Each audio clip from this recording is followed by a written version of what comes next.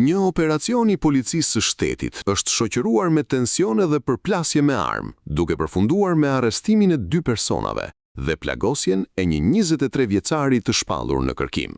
Sipas njoftimit zyrtar, aksioni është zhvilluar nga Drejtoria e Forcës së Posaçme Operacionale, në kuadër të kontrolleve për kapjen e personave në kërkim, pas informacioneve të siguruara në bashkëpunim me partner ndërkombëtar. Në fokus të operacionit ishte Leonard Dema, nga Mamurasi, i cili rezultoni dënuar nga gjykata e Trentos në Itali me 7 vite burg për tentativë vrasjeje.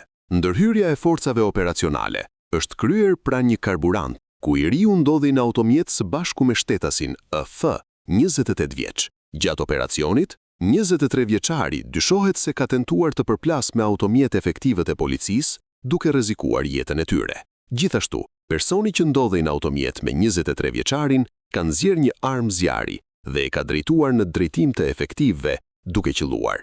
Policia ka reaguar për të neutralizuar situatën, përpasoj i kërkuari ka mbetur i plagosur. Menjëherë pas ngjarjes, ai është transportuar me urgjencë drejt Spitalit të Traumës në Tiranë, ku po merr ndihmë mjekësore dhe ndodhet nën kujdesin e mjekëve.